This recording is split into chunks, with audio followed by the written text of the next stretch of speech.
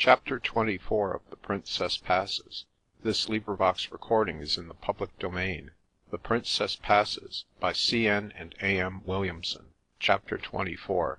The Revenge of the Mountain, contending with the fretful elements. Shakespeare. It is the early bird which gathers the worm, if the worm has thoughtlessly got up early too. But it is also the bird which comes flying from afar off, whatever his engagements elsewhere may be, the bird which, having come, remains on the spot favoured by the worm, singing sweet songs to charm it into a mood ripe for the gathering. Such a bird was Paolo, and but perhaps it would be more gallant not to carry the simile further, since even poetry could scarcely license it. It is enough to say, in proof of the proverb, that when the boy and I arrived at the villa in time for déjeuner, to which I had been invited overnight, we found Paolo with Gaeta under the red umbrella, unencumbered by any irrelevant barons or baronesses. Gaeta was looking pale and a little frightened. Her dimples were in abeyance, as if waiting to learn whether something had happened to twinkle about, or something which would more likely extinguish them forever. But the aeronaut might have invented an airship to take the place of ordinary channel traffic, so great with pride was he. He appeared to have grown several inches in height, and to have increased considerably in chest measurement, as he sprang from his chair to welcome us, as if we had been long-lost brothers. "Congratulate me," said he.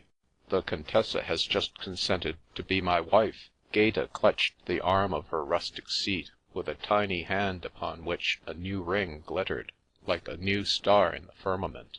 Her warm dark eyes, eager, expectant, deliciously fearful, were on the boy. If the discarded favourite of yesterday had leaped to the throat of the accepted lover of today, her whirlwind, she would have screamed a silvery little scream, and implored him, for her sake, to accept the inevitable calmly. She would have given him a reproachful flash of the eyes to say, "Why didn't you take me, instead of letting him carry me away? What could I do, when you left me alone, at his mercy? I so frail, he so big and strong." Her glance would then have telegraphed to Paolo, "You have won me and my love. You can afford to spare a defeated rival who is desperate."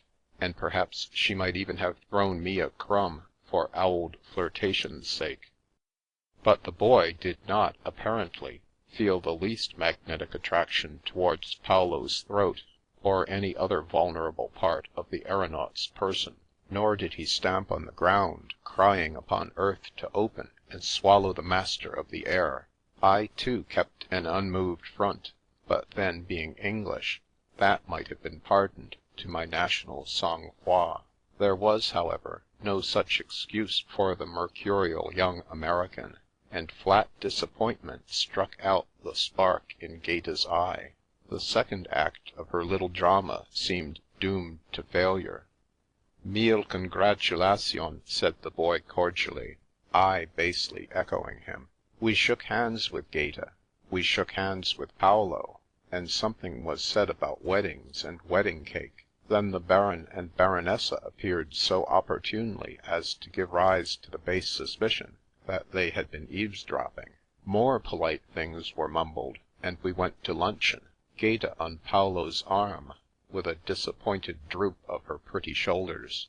We drank to the health and happiness of the newly affianced pair, a habit which seemed to be growing upon me of late, and might lead me down the fatal grade of bachelordom. The boy and I were unable to conceal, as we ought to have done out of politeness, the fact that our appetites had sustained the shock of our lady's engagement, and I saw in her eyes that she could never wholly forgive us, no, not even if we made love to her after marriage. "Shall you take your wedding trip in a balloon?" asked the boy demurely, and this was the last straw. Gaeta did not make the faintest protest when soon after it was announced that he and I thought of leaving Aix on the morrow. I am not sure that she even heard my vague apologies concerning a telegram from friends. We all went to the opera at one of the casinos that night, It was Rigoletto, and Gaeta and Paolo sat side by side, looking into each other's eyes during the love scene in the first act. But the Boy was adamant, and I did not turn a hair. He and I were much occupied in wondering at the strange infatuation of the stage hero, but especially the villain, quite a superior villain, for the heroine, who looked like an elderly papoose. Therefore we had no time to be jealous of anything that went on under our noses. The party supped with me, en masse, at my hotel, and afterwards I said good-bye to Gaeta. She did not know that I had planned my journey with a thought of seeing her at the end, and drowning my sorrows in flirtation. But the Boy knew, and had not forgotten, the little wretch. I saw his thought twinkling in his eyes, as I said debonairly, that we might all meet on the Riviera. If I had not sternly removed my gaze, I should probably have burst out laughing, and precipitated a second duel, in which I, and not the Boy, would have been a principal. When I had been in Aix-les-Bains before, I had made an excursion to Mont Revard, as all the world makes it, by the funicular railway, and after half an hour in the little train, I had arrived at the top for lunch and the view, both being enjoyed in a conventional manner. Now all was to be changed. The Boy and I did not regard ourselves as tourists, but as pilgrims. Among other things that self-respecting pilgrims cannot do, is to ascend a mountain by means of a funicular railway. Better stay at the bottom and look up with reverence. Therefore, instead of strolling out to the little station about 12 o'clock, with the view of reaching the restaurant on the plateau in time for déjeuner, we met on the balcony of the Bristol at 7 in the morning. There we fortified ourselves for a long walk, with eggs and café au lait, while Innocentina and Joseph grouped the animals at the foot of the steps.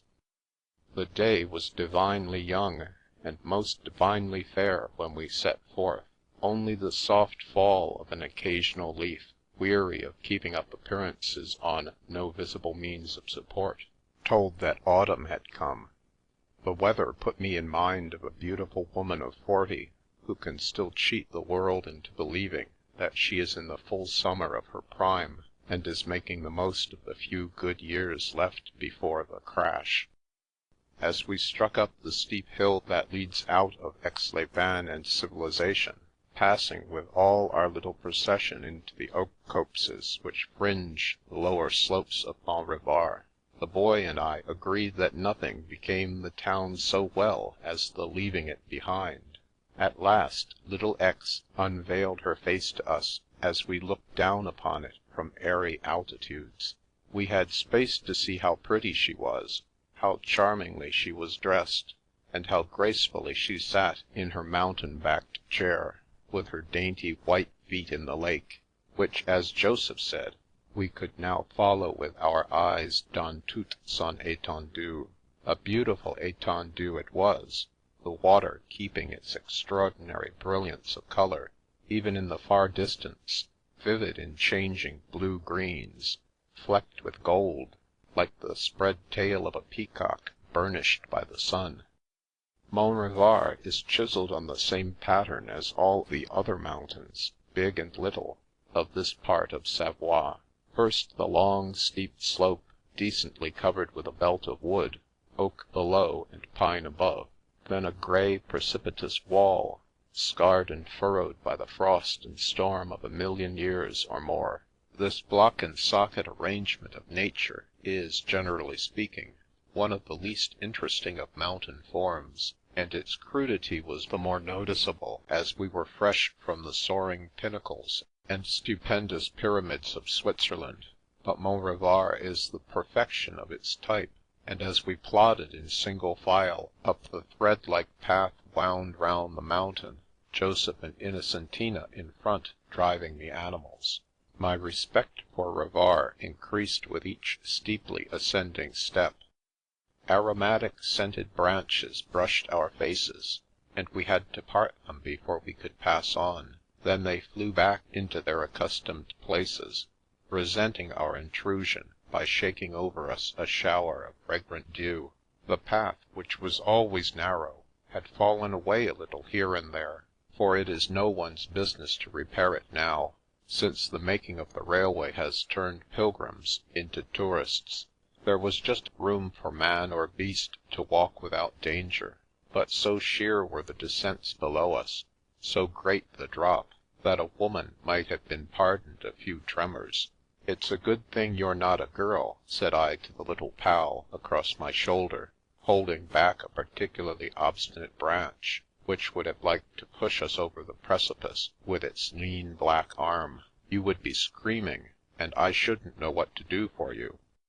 "Not if I were an American girl," he replied, bristling with patriotism. "Is your sister plucky?" "As plucky as I am, but perhaps that's not saying much. So you're glad I'm not a girl?" "I wouldn't metamorphose you, and lose my comrade. Still, if your sister were like you, and not an heiress, I should—" "You would what?" "Like to meet her, but she would probably detest me, and wonder how her brother could have endured my society for weeks on end." I was looking back as I spoke at the boy, who was close behind, when suddenly his smile seemed to freeze, and springing forward he caught me by the coat sleeve.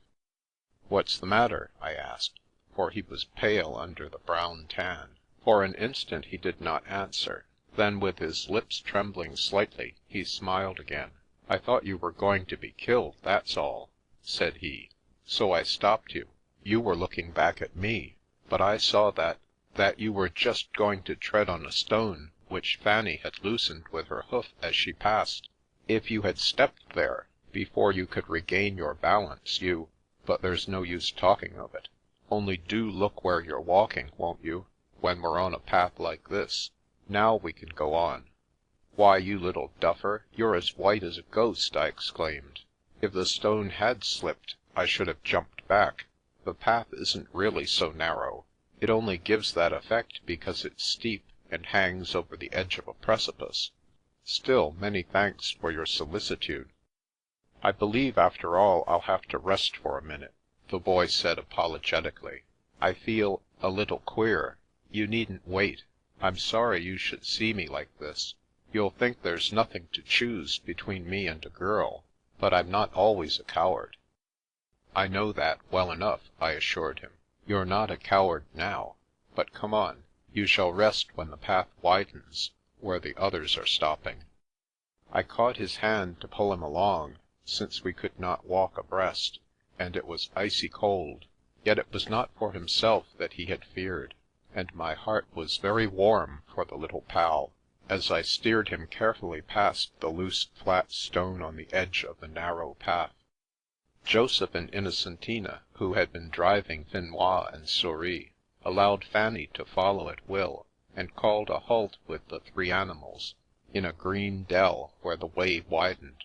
The muleteer had a handful of exquisite pink cyclamen, fragrant as violets, which he had been gathering from hidden nooks among the rocks, and he was in the act of presenting the flowers to Innocentina when we arrived, but she waved them aside, exclaiming at her young master's pale face. The boy explained that there might have been an accident, owing to Fanny, and the donkey girl broke into violent abuse of the brown velvet creature, who was her favourite.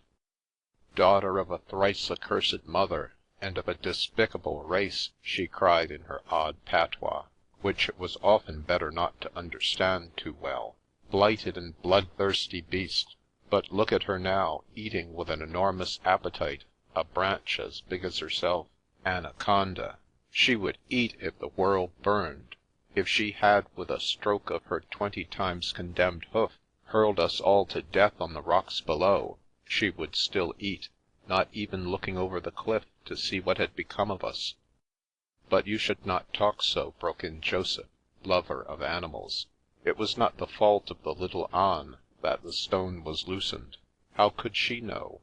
It is you who are hard of heart, to turn upon her thus. It is because you are Catholic, and believe that the beasts have no souls." "It is better to have none than to be a heretic and the soul burn," retorted Innocentina. I am not hard-hearted. I love my young monsieur, and would not see him injured, that is all, while you care for nothing in the world so much as your old Finois. Ah, I would I had the insouciance of the ane. It is, after all, that which keeps them young." At this we laughed, which annoyed Innocentina so much that she at once fed to the maligned Fanny a bunch of charming yellow-pink mushrooms, which my prophetic soul told me had been originally intended for her master's lunch. Fortunately for us, Joseph, sadly wearing in his buttonhole the despised cyclamen, discovered a few more of these agreeable little vegetables, which he tested for our benefit by drawing his sturdy thumbnail along the stem, showing how the fluted undersurface flushed red at the touch, while the blood flowed carmine from the wound he made. A short rest brought the colour back to the boy's lips, but we did not go on again until we had eaten some of the chicken sandwiches which had been put up for me at the hotel. Climbing had made us hungry, although we had not been 3 hours on the way, and we had left the summer behind, on lower levels. We did not need to remind ourselves now that it was autumn. By noon we were en route again, but the brilliance of the day had gone. As we looked back at the world we were leaving, serrated mountains were dark against flying silver clouds, and when we neared the col, a fierce north wind, which had been lying in wait for us above, swooped down like a great bird of prey. We had heard it shrieking from afar, but now we had penetrated into its very eyrie, and as we crept, like flies upon a wall, along the tiny path which merely roughened the sheer rock precipice, the wind caught and clawed us with savage glee. For a wonder, the much-travelled Joseph had never before made the ascent of Mont Revard, therefore a certain pioneer instinct on which I pride myself, and yesterday's research in an admirable map of the Ministry of the Interior alone gave us guidance.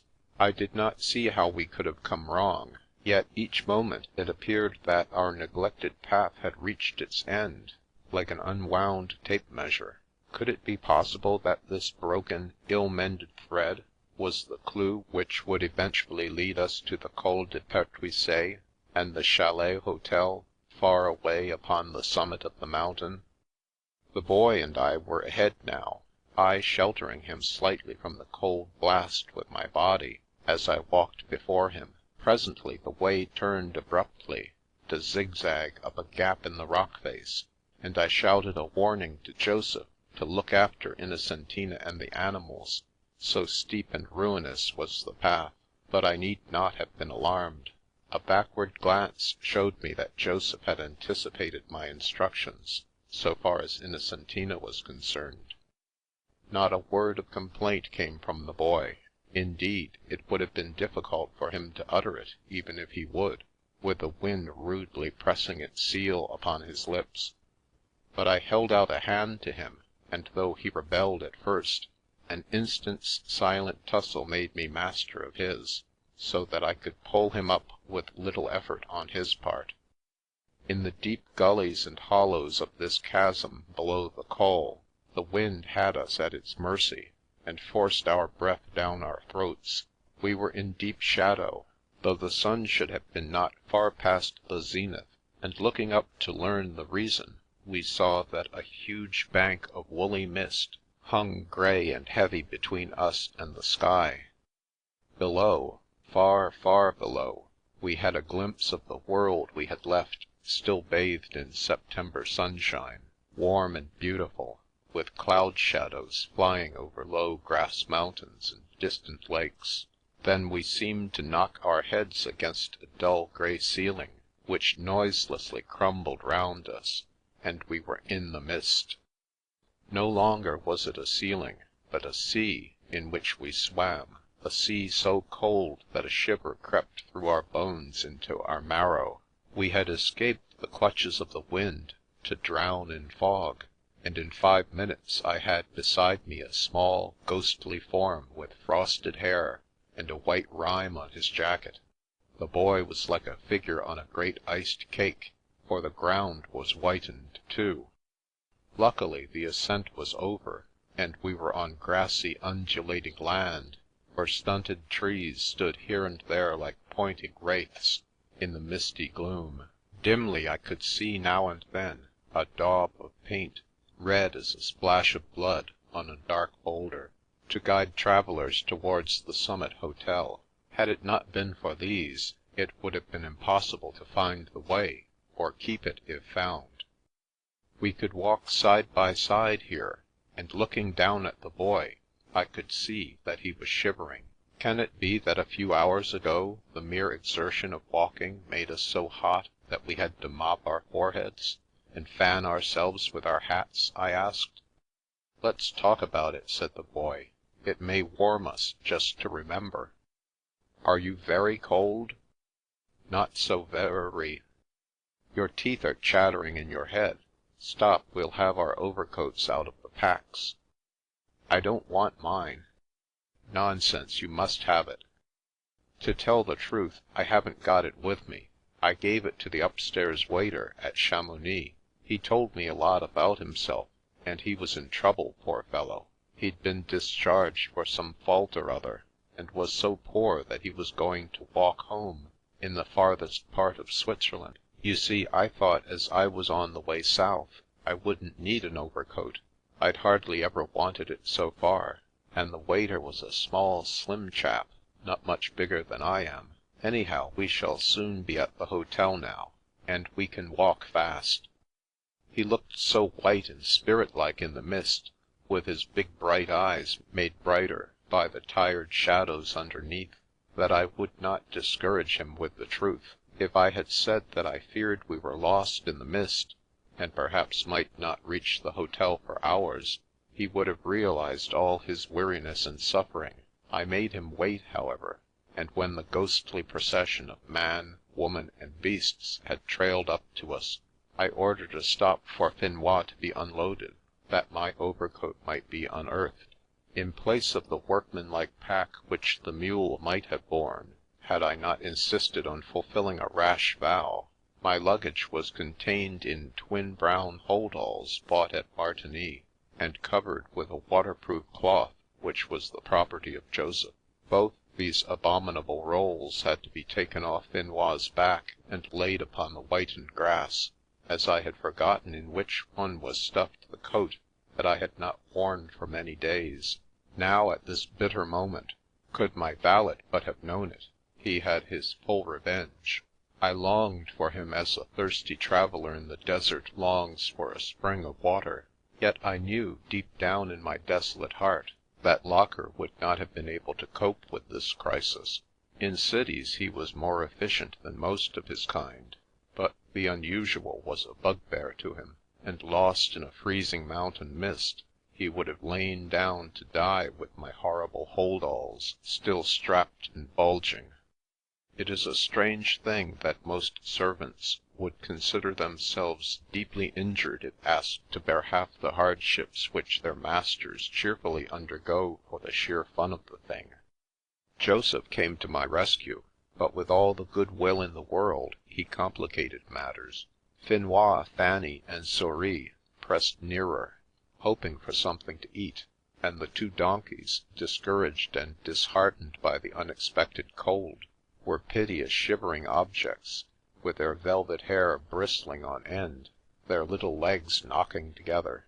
Even their faces seemed to have shrunk, and Fanny was all eyes and grey spectacles.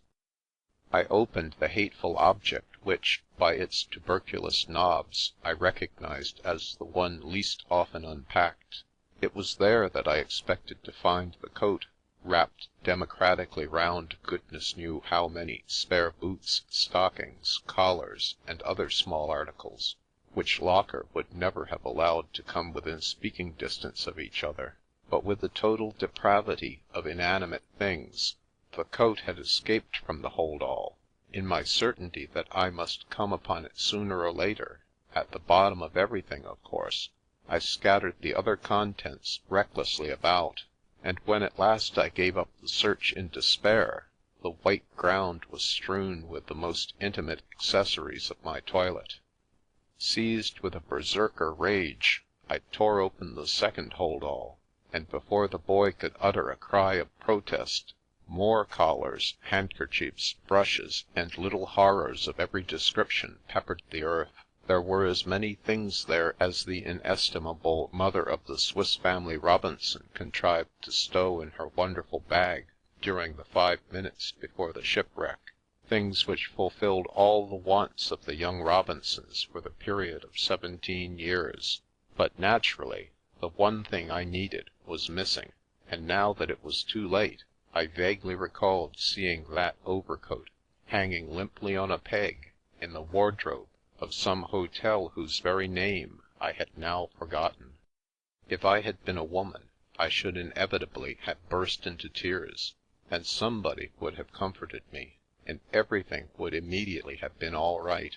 As it was, I used several of Innocentina's most lurid phrases under my breath, and announced my intention of abandoning my luggage on the mountainside, rather than attempt the impossible task of feeding it again to the monsters which had disgorged it. " Poor man !" exclaimed the boy. " Why didn't you confide to me before that you were physically and mentally incapable of packing? I've often noticed that your hold-alls looked like overfed boa constrictors, but I didn't dream things were as bad as this. You had better let Innocentina and me do the work for you. We're what you call nailers at it, I assure you." I made a snatch at a dressing-gown, which I rescued from the conglomerate heap before he could push me away. Then, with the garment hung over my arm, I stood by helplessly with Joseph, while Innocentina and the boy, with incredible swiftness and skill, set about the business from which I had been dismissed. Somewhat after this fashion must the work of creation have been done, when there was only chaos to begin upon. In 5 minutes all my scattered horrors had been sorted neatly, according to their species, like the animals forming in procession for the Ark, collars after their kind, boots after their kind, and so on, down to the humble shoestring and mean shirt-stud.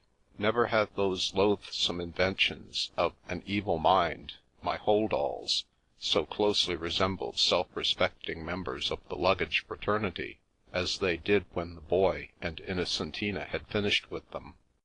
With a sigh of relief, the little pal jumped up from his grim task, leaving Joseph to fasten the straps, and as he got to his feet, his small hands purple with cold, I wrapped the dressing-gown round his shoulders. Then, seeing his slight figure engulfed in it like a very small pea in a very big pod, I burst out laughing. " Is that what you wanted? " cried the boy. " I won't have it. I won't. I'd rather freeze than be a guy. Put it on yourself." " I don't need it. It was for you. Don't be ungrateful, after all my trouble." " All my trouble, you mean. Take off the horrid thing. I won't wear it. Let me alone." Unmoved by his complaints, I still held him prisoner, using the dressing-gown as a straitjacket while he fought in my grasp. A sudden suppressed giggle from Innocentina at this juncture seemed to drive him to frenzy. " If you don't let me go, I'll box your ears," he stammered. " Try it," I advised sternly. He could not move his arms, so closely I held him, but his eyes were blazing. " You'll be sorry for this some day," he panted. " Will you keep on the dressing-gown if I let you go?" " No." " Then will you wear my coat? "" What, and have you in your shirt-sleeves? Rather not. Let me—" " I'll give you the coat, and wear the dressing-gown myself. I'm not as vain as a girl." Whether the thought of what my appearance would be in the gown, or the taunt I flung at him, moved the boy, I cannot say, but suddenly his struggles ceased. " I'll wear anything you like," said he with a sudden accession of meekness, so unexpected that I was alarmed for his health, and gazed at him closely to see if he were on the verge of a collapse. Instead of looking ill, however, he was no longer pinched and pallid, but radiant with colour. Rage had produced a beneficial effect upon his circulation. On his promise, I released him, nor did I insist when he waved me aside and hurriedly girded up the dressing-gown himself. The garment reached almost to his feet, and the quaintness of the little figure shrouded in its dark folds, and hatted with Panama straw, in the midst of a mountain snow cloud, was a sight to make Fanny laugh. But I kept a grave face, and so did Joseph and Innocentina, though the donkey girl's eyes were bright. We marched on again, when Finois had been reloaded, the party keeping well together lest we should lose each other in this mist which was snow, this snow which was mist. The boy and I walked ahead at first, I silent lest I should laugh, he silent, probably, lest he should cry. The woolly cloud wrapped its folds round us thicker and closer, so that objects a dozen feet away were blotted out of sight, and for all practical purposes ceased to exist. The silvery rime, freezing as it fell, covered stones and boulders, so that it was no longer possible to see the red splashes which marked the way. Soon we were hopelessly lost, plunging down into grassy hollows, where our feet slipped between rough stones into muddy ruts, concealed under a treacherous film of white, or plodding up to the top of knolls which proved to have no connection with anything else, when we had toilsomely attained them. By and by I knew how a man feels in a treadmill, and I was anxious for the boy's sake, seeing the queer little figure in the Panama and dressing-gown gradually droop, despite the brave spirit with which it was animated. Losing confidence in my boasted ability as a pioneer, I called Joseph to the rescue, and bade him take the lead. Having intruded upon him suddenly, behind the screen of snow cloud, I found him engaged in the Samaritan act, no doubt carried out on purely humanitarian principles, of warming one of Innocentina's hands in his. I simulated blindness with such histrionic skill that honest Joseph was deceived thereby, but not so Innocentina. She tossed her head and folded her arms in her cape, as if it had been the toga of a Roman senator unjustly accused of treason. She had been, so she assured me, at that instant on the point of coming forward to entreat her young monsieur to mount Fanny, since he must be deadly tired. But the boy, joining us at the moment, denied excessive fatigue, and said that he would freeze if he rode. Besides, he added, it would be cruel to burden Fanny in her present state of depression. The most likely thing was that we should have to carry her, and if she continued to shrink at her present rate per minute, soon we could slip her into one of our pockets. Joseph, promoted to the post of honour, forged ahead, and either Fanny and Souris insisted upon following Finois, or else Innocentina felt called upon to continue the process of conversion, even in adverse circumstances. At all events, the boy and I almost immediately found ourselves in the background, all that we could see of our companions being a tassel-like grey tail quivering above a moving blur of little legs, scarcely thicker than toothpicks. The boy, who was still sulking in the dressing-gown, suddenly broke by a spasmodic chuckle the silence which had blended chillingly with the weather. "What's up?" I inquired, thawing joyously in the brief gleam of moral sunshine. "I was only thinking that if Innocentina wants to convert Joseph from heresy, she'd better not lecture him today about eternal fire. The idea is too inviting. I never envied anyone so much as my namesake, St. Lawrence, on his gridiron. It would be a luxury to grill." "Perhaps the gridiron was to him what my dressing-gown is to you," said I. "I'm getting resigned to it. That's the reason I'm talking to you. I hated you for 5 minutes, but you never like people so much as when you've just finished hating them." "Which means that I'm forgiven?" "That, and something more." "Good imp! The thermometer is rising, but I feel a beast to have got you into this scrape. If it hadn't been for me, you wouldn't have known that a mule path existed on Mont Revard. I'm not sorry we came. This will be something to remember always. It's a real adventure. Afterwards we shall get the point of view." "I wish we could get one now," said I, "but the prospect isn't cheerful. Molly Winston's prophecy is being fulfilled. She was certain that sooner or later I should be lost on a mountain, and her sketch of me curled up in sleeping sack and tent, toasting my toes before a fire of twigs, and eating tinned soup steaming hot, made me long to lose myself immediately. But alas, a peasant child near Piedimulera is basking at this moment in my woolly sack, and battening on my instantaneous breakfasts. "Don't think of them," said the boy. "That way madness lies. A chapter in my book shall be called, 'How to be Happy Though Freezing.'" "What would be your definition of the state, precisely?" "Being with somebody you like." My temperature bounded up several degrees, thanks to these amends, but our sole comfort was in each other, since Joseph had no hope to give. At this moment he parted the mist curtain to remark that he could find no traces of a path or landmark of any kind. Hours dragged on, and we were still wandering aimlessly, as one wanders in a troubled dream. We were chilled to the bone, and as it was by this time late in the afternoon, I began to fear that we should have to spend the night on the mountainside. Rovar was wreaking vengeance upon us for taking his name in vain. We had made naught of him as a mountain. Now he was showing us that, were he 16,000 feet high instead of 4, he could scarcely put us to more serious inconvenience. I was growing gravely anxious about the boy, though the bitter cold and great fatigue had not quenched his spirit, when the smell of cattle and the muffled sound of human voices put life into the chill, dead body of the mist. A house loomed before us, and I sprang to the comforting conclusion that we had stumbled upon one of the outlying offices of the hotel, but an instant showed me my mistake. The low building was a rough stone chalet, with 2 or 3 cowherds outside the door, and these men stared in surprise and curiosity at our ghostly party.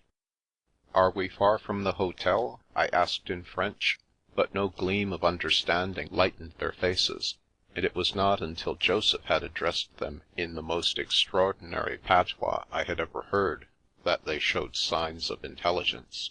"Hualong, wallaha," he remarked, or words to that effect. "Squaladoo, sualone, ballahang," returned one of the men, suddenly wound up to gesticulate with violence. "He says that the hotel is about half an hour's walk from here," Joseph explained to me, looking wistful, and my own feelings gave me the clue to that look's significance. "Thank goodness!" I exclaimed heartily. "But it would be tempting Providence to pass this house, which is at least a human habitation, without resting and warming the blood in our veins. Perhaps we can get something to eat for ourselves and the donkeys, to say nothing of something to drink." Another exchange of words like brickbats afforded us the information, when translated, that we could obtain black bread, cheese, and brandy, also that we were welcome to sit before the fire. I pushed the boy in ahead of me, but he fell back. The stench which struck us in the face as the door opened was like an evil-smelling pillow thrown with good aim by an unseen hand. Mankind, dog-kind, cow-kind, chicken-kind, and cheese-kind, together with many ingredients unknown to science, combined in the making of this composite odour, and its strength sent the boy reeling into my arms. "No, I can't stand it," he gasped. "I shall faint.